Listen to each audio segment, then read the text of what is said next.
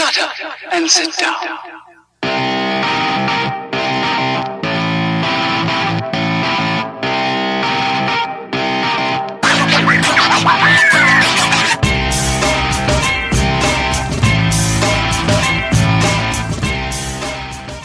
Hey everybody, welcome to another episode of the Corporate Gamer Podcast. I'm your host, Corporate Gamer. This is episode 10, recorded on May 9th, 2017, Video Game Hall of Fame. So I hope everybody had a good week in the last week. I know that normally I start off the show with a bit of a recap of what I've done in the last week, gaming related or not. However, this week Montreal has been hit with, due to extreme water accumulation, I guess. A lot of Montreal suburbs and surrounding areas have been flooded in the last week. I know that I have family in the west of the island, and they've been affected as well. It's pretty bad in some cases. People in some cases people are not insured, which is one thing, but in other cases some of them are insured, but they don't have that act of God clause, so they're probably not going to get coverage for what they have. Some people have lost their homes. The height of the water, not in the Montreal island per se, but in suburbs, in the outskirts of Montreal, some height. The water was pretty high. I've seen some houses almost being submerged. Like the water's almost hitting the roof. So a lot of people are being affected by this. It's been a nightmare of a week. Some school boards have canceled classes this week. And they've opened their doors to either receive people in distress and for lodging temporarily until this gets not rectified, because it's not something we could fix, but until it gets better. As of this recording of this podcast, the water levels seem to have been stabilized, and authorities are saying that chances are it's probably going to start going down. The water's going to start going down, but nobody's out of the woods just yet. There's going to be a lot of cleaning up needing to be done. I'm sure there's going to be a lot of volunteers being needed to help out communities. So far, the communities, from what I've heard, they've been really helpful. Everybody's been helping each other. Usually that's the case when there's something that, everybody puts their differences aside when there's, an event like this. And I just hope that it will continue. If you actually want to donate, you can actually go to the Canadian Red Cross. They're accepting donations right now for this particular situation. Donate.redcross.ca.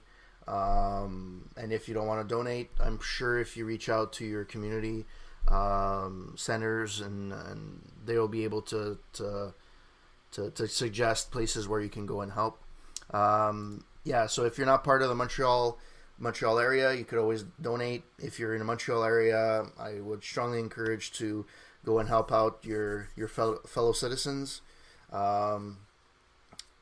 That's all I can say. I hope that it gets better this week, and I hope to have better news next week in regards to all the flooding.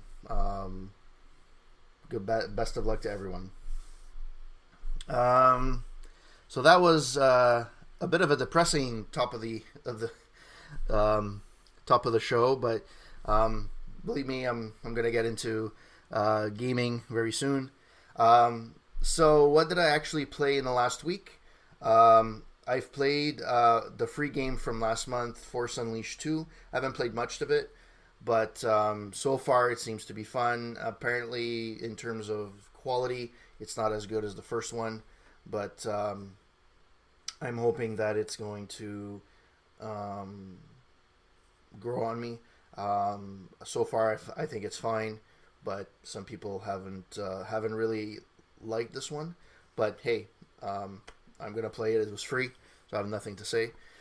Another one that I've actually been playing, which is more fun than I thought it would be, is Gianna Sisters' Twisted Dreams Director's Cut.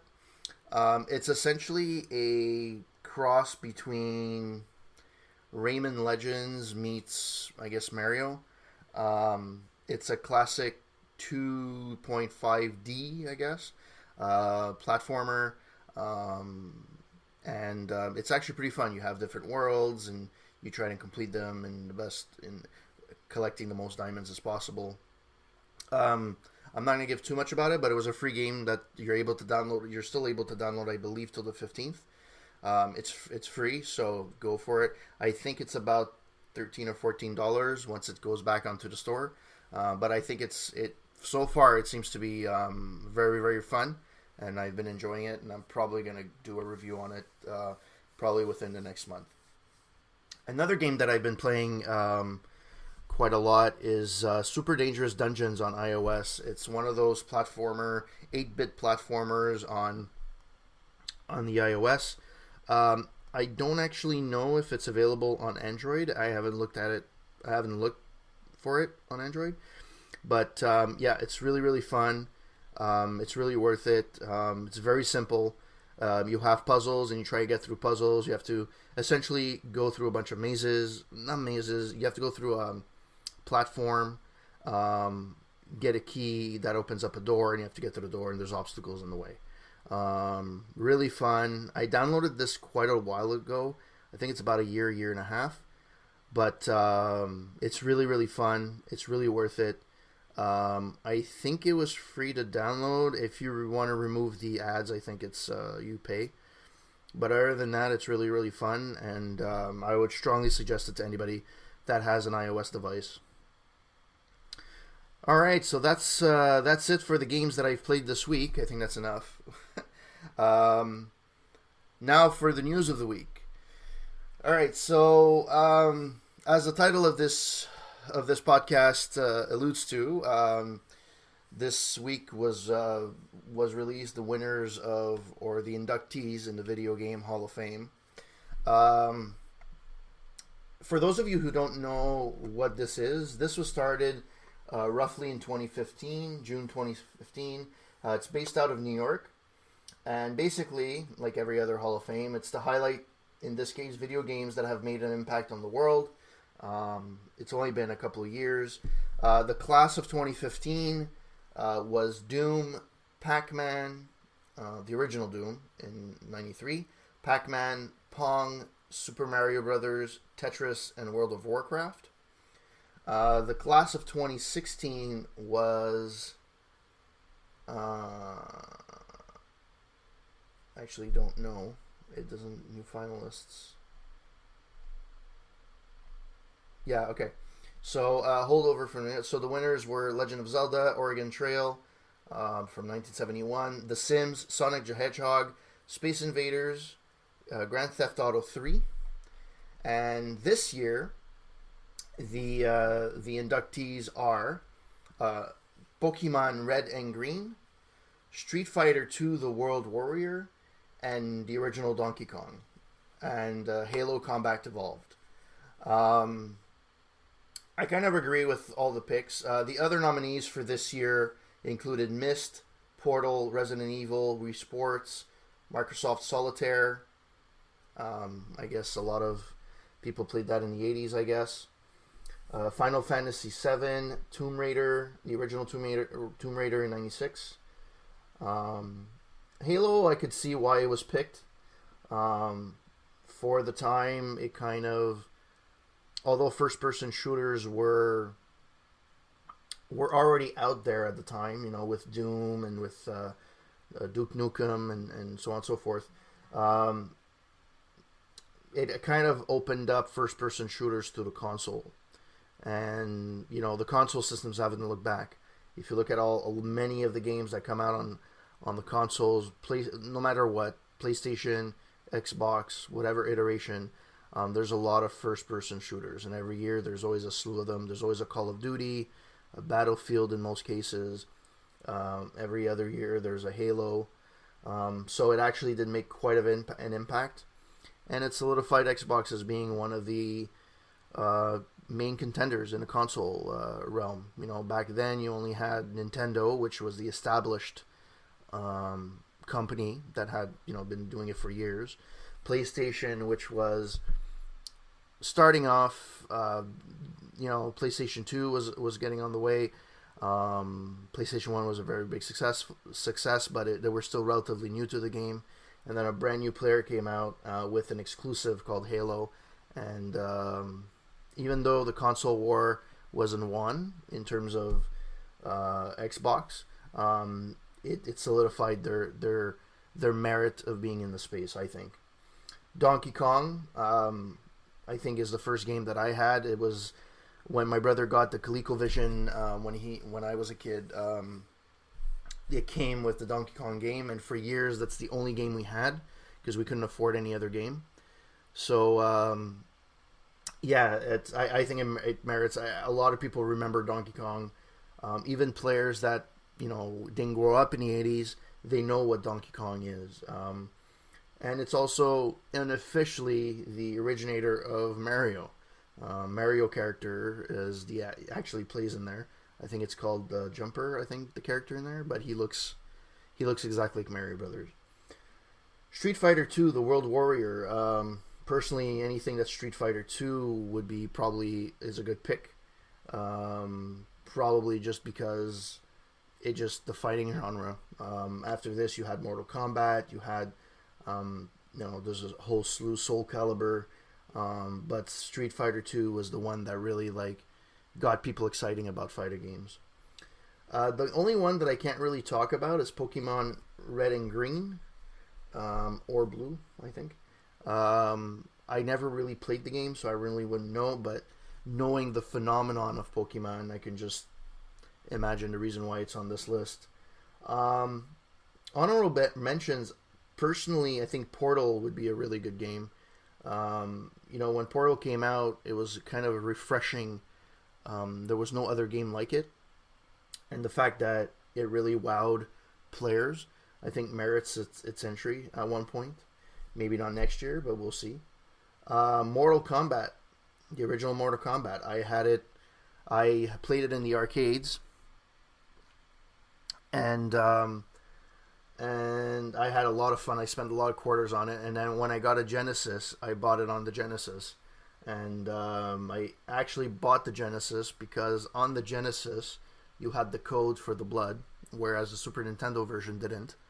And haven't looked back since. So it was actually really fun. So I should be on the list. I think it's a good list this year. Obviously, there's so many games out there that are classics that it's going to take a few years before they're in there.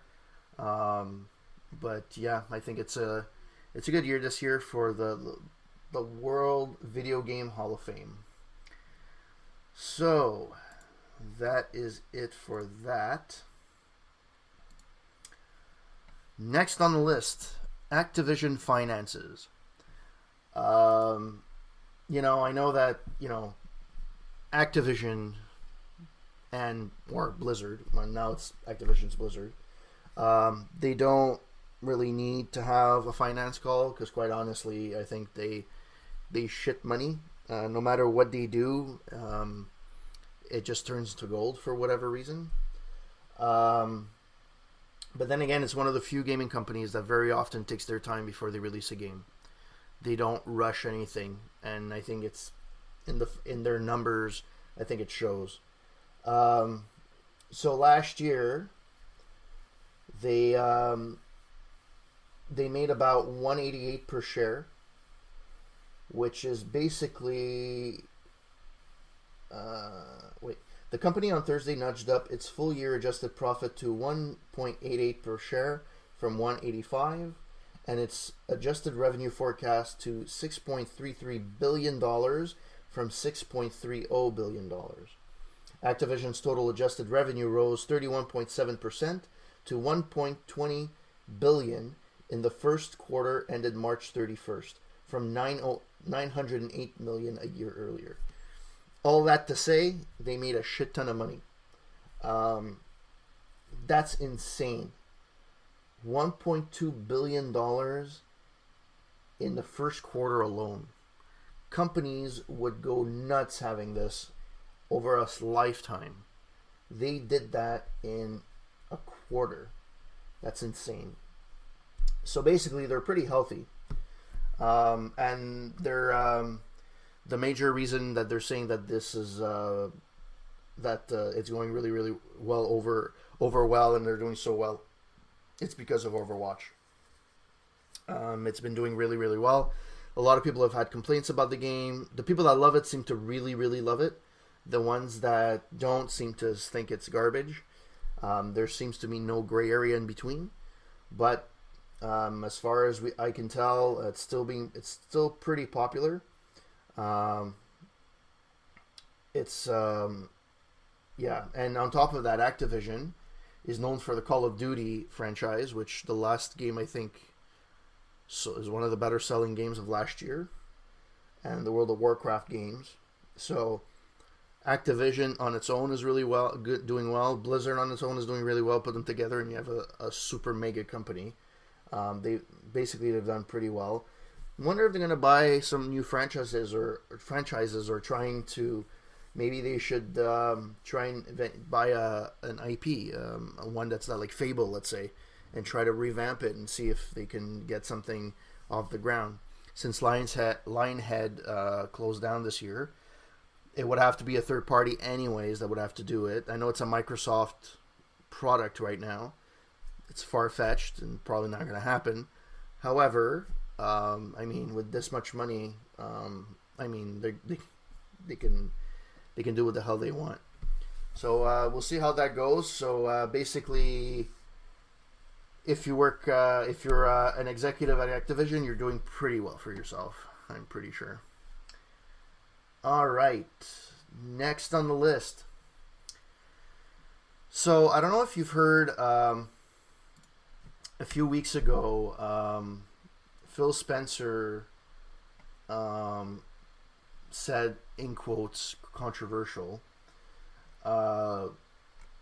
comments about story-driven games, and essentially he was saying, so basically he was saying that even though the games are getting sold and story-driven games and they could be really, really popular, they don't have the longevity of other games, like multiplayer games. And in a way, he's kind of not wrong. Very often, a story-driven game has very little replay value other than you liking that storyline, or you pick it up like 2-3 years later to see how it is. Or if there's a sequel coming out, you want to play the original one, the previous games until the new game comes out. However, if you look at games like, I don't know, Call of Duty, The Division, a lot of these games, they have a huge multiplayer. Actually, the best example I can give you is Counter-Strike. Counter-Strike to this day still has one of the biggest populations of players online for multiplayer. StarCraft, same thing. It's one of those things where I think he's actually right. He wasn't saying that they're crappy or that they wouldn't make any money, but it's true. How many people that have played Zelda are going to go back and actually play again? At least they're not going to play right away. They're going to play a little, The only way that Zelda could actually be played a little bit more is because of maybe the choices of games on the Switch right now. There's not a ton. There are more than there used to be, but it's slowly building its library. But until that's built up and there's another high-profile game coming out, which are few and far in between, people may play Zelda again. Same thing for Horizon Zero Dawn. Same idea, right? It's a similar type of game. People are really liking the game, but what's the replay value of that? So I think that, and Phil came out saying, some people are trying to always make it a console war. Basically, what he said is Phil Spencer came out to Twitter to clarify his statement, saying that some people try to turn everything into console wars, when some accused him of downplaying Xbox One's lack of narrative-driven experiences, he said. Not downplaying anything. Some try to turn everything into console wars. I don't. I apologize if that's how you took my comments. That wasn't my point. I honestly want games to succeed, and I actually legitimately think that Phil Spencer is an actual avid gamer. He doesn't care if yes, he works for Microsoft, but he's not shy to say another console's game is really, really good. He's done it in the past where he's congratulated PlayStation on a successful launch for the PlayStation 4. He likes Nintendo. He likes playing the Switch. He likes playing different types of games. He likes Steam. So I think he's legitimately honest when he says this. Now, will it direct how games are being made for the Xbox? Maybe. I mean, I can't argue with what their strategy is right now, other than they're maybe in a little bit of a lull in terms of games coming out or exclusives coming out. But I mean, with the stuff coming out every month, with the gaming, with the the new subscription service for playing games, or the free games that come out every month for the gold games with gold. It's just one of those things where they're doing pretty well. I like it. I mean, and then again, I'm not a hard audience to please. I just take it as I go. If it was really a crappy platform, I would probably maybe buy a PlayStation. But for me, it suits my needs, and it does exactly what I need. And the games, I have more than enough games to play, so I really have nothing to say about it. But some people always complain, even in the perfect of circumstances. So yeah, I really I think that people are going a little nuts over this for no apparent reason. All right, so I know in previous podcasts I often give the PlayStation, the Xbox Gold Live with Gold games with gold for the free months for the free games per month, but I often neglect the PlayStation ones, the PSN games. So here we go. So for PS Plus fans, free games for the month of May. Yeah, May 2017. So you have Tales from Borderlands for the PS4, Abzu for the PS4, Blood Knights for PS3, Port Royale 3 Pirates and Merchants for the PS3, Laser Disco Defenders for the PS Vita, cross-buy with the PS4, and Typewriter for PS Vita, cross-buy on PS4. So those are the games. Those are the games for the month of May. Tales from the Borderlands is actually not too bad. I would recommend it. Blood Knights as well. It's a decent game. Yeah, so those are your PSN games for the month of May. Alright, so for the week of May 8th to May 14th, these are the releases for all consoles combined. So on Tuesday, May 9th, which is actually today, you have Birthdays, The Beginning on PC and PS4, Forza Horizon 3 Hot Wheels expansion for the PC and Xbox One, NBA Playgrounds for the PC, PS4, the Switch, and Xbox One. You have Loco Roco Remastered on the PS4. You have Strafe on Mac, PC, and PS4. Harvest Moon, Save the Homeland PS2 Classic for the PS4. Resident Evil Code Veronica X PS2 Classic for PS4. That's a good one. Moonshot Galaxy PSVR. Hope I pronounced this right. Polybius PSVR. Blade and Bones for the PS4. Bloons TD5 for the PS4. Butcher PS4 and Xbox One. Elliot Quest for PS4. Human Fall Flat PS4. Last Stitch Goodnight PS4. Man, there's a lot of PS4 games coming out this week. Lethal League PS4, Revenant Saga PS4, PS3, and Vita. Then Wednesday, there's Lethal League on Xbox One. Why they're a day apart, I have no idea. That is so stupid on many levels, but there's probably an explanation for it. Thursday, May 11th, you have Minecraft Nintendo Switch Edition, which, that's one thing. I never understood how they always demo Minecraft, like, here's Minecraft on X console or X system. It's fucking Minecraft. It's Lego on us. Even though you would put it on 8K, it doesn't make it look any better. It's Minecraft. It's not as if it's a NBA Playgrounds or something that has like graphics, like realistic graphics. It doesn't matter if it looks good. That's the whole point of Minecraft. You can play it on anything, even a phone. It still looks good. I just don't understand that. The reason I'm saying that is because I saw that on, I think it's IGN. They had a video as like titled Minecraft on Switch, and I'm like, who cares? It doesn't really merit a video. It's Minecraft. There's nothing special. Anyways, that's rant of the day. ACA Neo Geo Garu, Mark of the Wolves for Switch.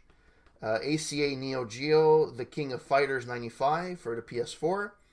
And finally, Friday, May 12th, you have Demons Crystals for the PS4 and Xbox One. So there you have it.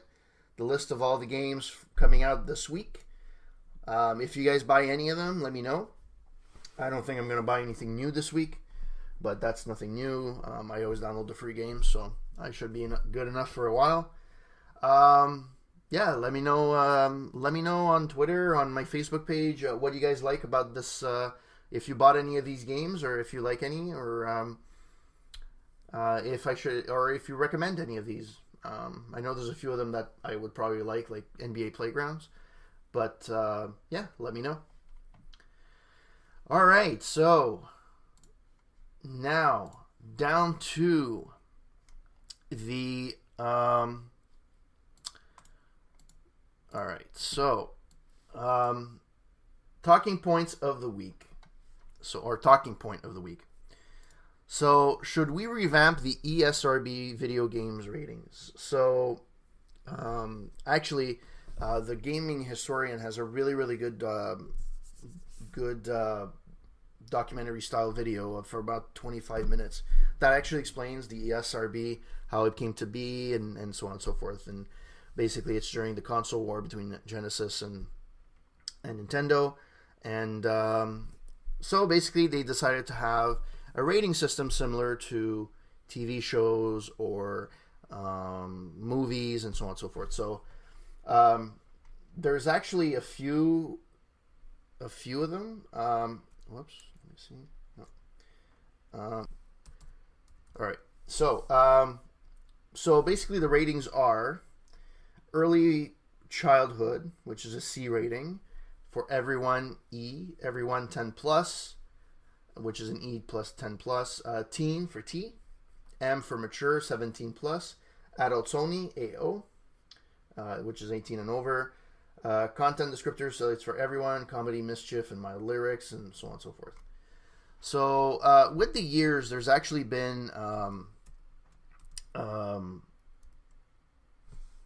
controversies in terms of sometimes the ratings are iffy. Like, I think it was Halo. It's a rated M. Yeah, I get it, there's violence, but I'm not sure if what the explanation is for. And even within the same game, you can have conflicting ratings. For example, there's Street Fighter 2 Turbo Revival for the Game Boy Advance. The main game, the regular games that came out for so I think it was rated T, I believe. No, it was rated. Yeah, so it was rated teen. So basically, the ones that came out. So Street Fighter 2, when it came out on console, it kind of came out with a T rating, when it got released for the Game Boy Advance, it got reduced to an E rating. But the game is essentially the same. The violence is the same. It's cartoonish, but it's not realistic. But the rating should be the same. It shouldn't matter. I guess it's because the Game Boy, it's Nintendo, and they have to be family friendly. There's no blood. I get that. But the game itself, the mechanics are exactly the same. I mean, if you give an uppercut, either there's blood or there's nothing. It's still an uppercut. So there's inconsistencies within certain games. And I don't know if it really does anything. I know I'm not a parent. I can't really say in terms of, do I check these things? No, I don't. Would I check these things if I'd had a kid? Probably. Same thing with movies. But then again, most of the times with movies, I'll gauge what it is.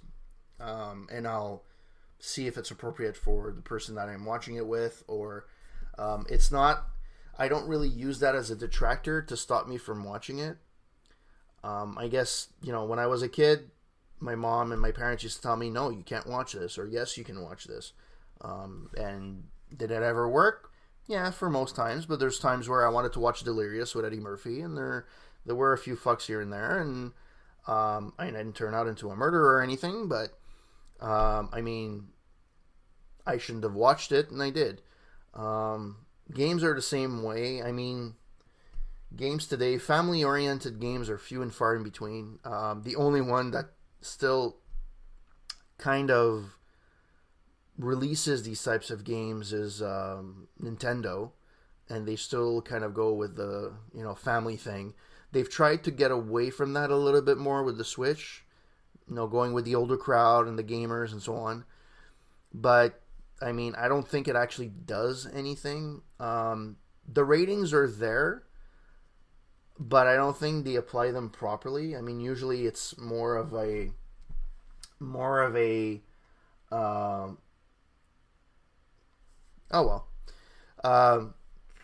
so yeah, the ratings are there. Everything is good. I just think they have to revamp their scale of how they're doing stuff, and it shouldn't differ from the platform you're on or a different game release. Like Karaoke Revolution, for example, Volume 2, it changed. It changes ever so often. Sometimes it was for mild lyrics, and in some cases they changed the words. It should just be the same thing every time. A song is a song. If the game decides to put in a song for, to me personally, if they put in a song, so it's for everyone, but you slap on a parental advisory thing on it saying mild language, that's different. But to rate it a different thing from E to teen, I mean, it doesn't really do anything. I mean, people are not going to not buy it because it has a T rating. People are still going to buy it. I don't think it detracts anybody from buying it. So, yeah, I think personally, should they revamp it? Revamping is a big word. I don't think they should revamp it. I think they should just tweak what they need to do. There's some games that just don't merit the ratings that they have. Between a mature and an adult only, let's be honest. Mature is 17 plus, and adult only is 18 plus. Does it really matter? Honestly, is there anything between year 17 and year 18 you're gonna go, holy shit? No, there's not. It's not gonna happen. So I think for the lower end ones, it's kind of important for kids. Even for everyone, you have everyone and then everyone 10 plus. Well, then it's not everyone 10 plus, right? It's 10 plus. It's not. That's where the confusion, I think, is, and a lot of people just see the E or they just see whatever. It's been controversies. There has been controversies in the past.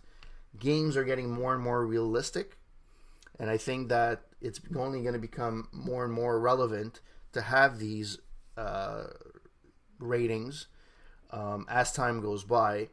But I mean, I just have trouble having a game where it's a T or an M for animated violence, but There's other games where, it's a lot more violent, but it'll get a lower a T, let's say.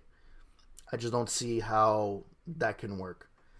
But it's the way it is. It's it's not a perfect science. It's humans that actually